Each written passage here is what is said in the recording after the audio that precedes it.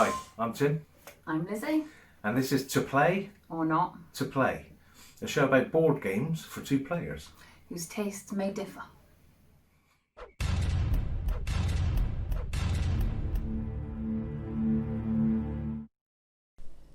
Today we're taking a look at Sherlock Holmes Consulting Detective. This is a 1 to 8 player game by Istari Games, but we're obviously looking at it as a 2-player game. So this one is a bit unusual. It's kind of a board game. You get a board, but it's not a board game in a traditional sense. So if you're, but this is what you like about it, to be fair.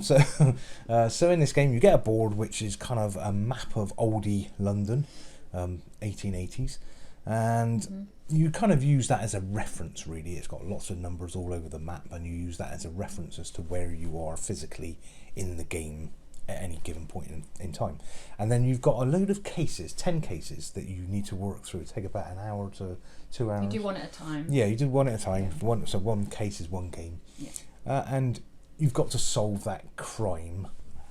So over to you on the way it plays, because you brought this one to the table. I did. Yeah. So you get a case file, so case 1, it's on the page, and it's a conversation between Sherlock Holmes, Watson and yourself discussing a certain crime that's just happened, murder, theft, that kind of thing. And then that's it, you're playing the game. It's up to you what to do next, which I love. I'm like, oh. So in the discussion they might have discussed a dead body by the name of or a business. Smithers. Let's go with Smithers. Mr. Smithers has been found dead at the butcher's, let's say. And then you're off like, it's a curious case of the butcher's knife or whatever. So then, okay, what shall I do now? I would then look at Mr. Smithers or A. Smithers in the directory that you get, and it will say Mr. Smithers is 54 Northwest. So you go to the case book and you flip through to 54 Northwest, and it says there what your conversation at Mr. Smithers' house is. Like maybe it's his widow, and it says, oh, my beloved Mr. Smithers or something, and they'll tell you a bit more of the story. Maybe give you a clue, maybe not, but that's up to you to discover what lead takes you where. Yeah, you just choose what Some lead. could be dead ends.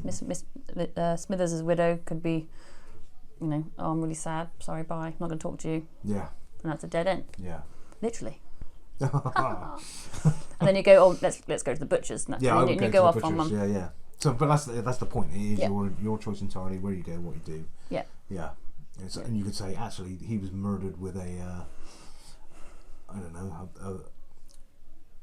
I can't think of an example. He was murdered with a gun. And you think, oh, let's go to the gunsmiths. Yeah, the armory. The armory. Yeah. Let's see if so you can look up the armory in the directory and go to that number, and it'll read, oh, yes, you've arrived at the armory, and you found out that so and so's gun's been stolen. Yeah. Oh, let's go and speak to so and so. So yeah, it's just kind of leads its way around.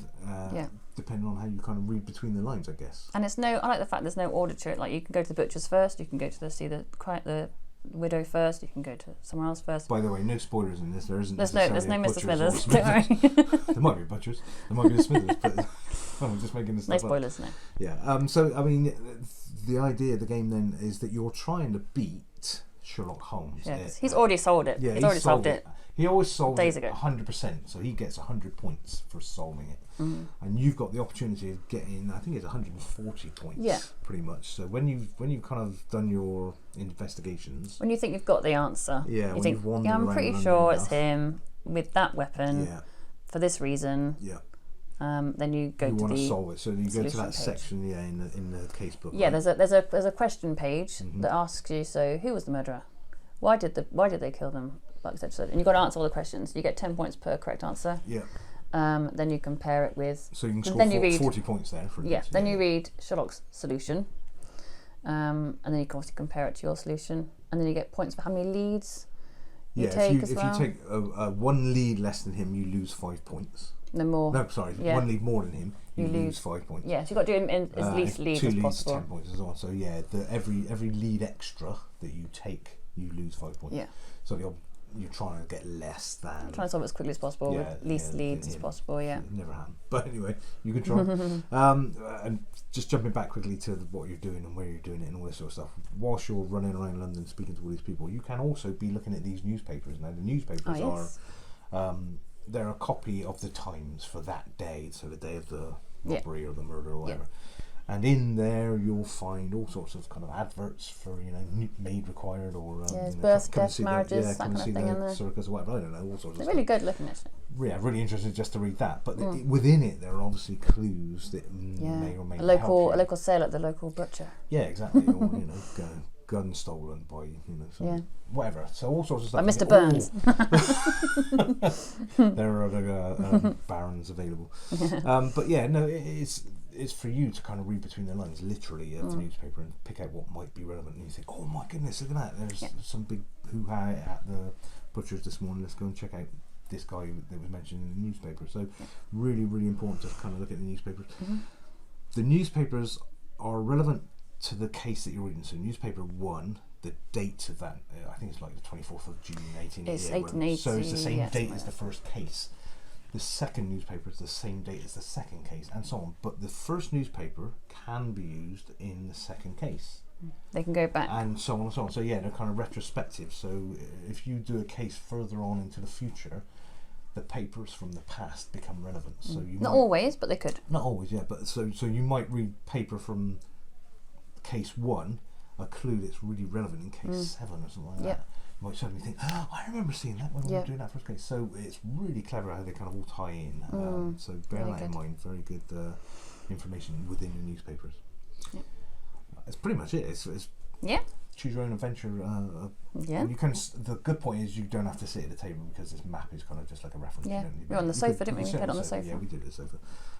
So that's a nice thing. So score. Do it. You go first. It's your game. Okay. So I like theme, obviously. This has got a theme and a half. Yeah, big stuff. I really like it. Yeah. I love the fact there's no like my go, roll a dice, da da da da. It's just kind of here's a crime, go solve it, do what you want. Go for your life, You can sit there with a pen and pad, make some notes. You need to actually do that. Oh yeah, you need to, and you need to write down how many leads you've taken and this for that. But I like the fact we can just discuss it and go, oh, we didn't go see that Mrs. So and so, did we? We better go and see her. I love that fact that you're just free to do what you want when you want. I love the newspapers and the directory and everything like that. Very well made, very nice, very thematic. You get the kind of whole, we're in London. Yeah, this is up my street, definitely. It really is up your Strasbourg. I'm going to give it 8 out of 10. Good Lord, 8 out of 10. Shooting high there, nice. I like it. I like it a lot, and I like it kind of. It's not a lot of strategy for you, is there? No, strategy, there's no trading. Just questioning people. Good cop, bad cop. No, but the thing is, there's no like. The thing is that I have tile laying, is there? No tile laying in Sherlock Holmes. The thing I don't like about this game is it's very, very hard. It's very, very easy to fail. Put it that way. Yeah. Not fail. I mean, Sherlock gets 100 every time. You've got to try. I think I got 35 in my last game. Yeah, exactly. You know, it's kind of like, you've played a couple of solo, haven't you, as well? So but I mean, it is very, very difficult. So I will knock it down a couple of points because of that. I find that it's kind of punishing.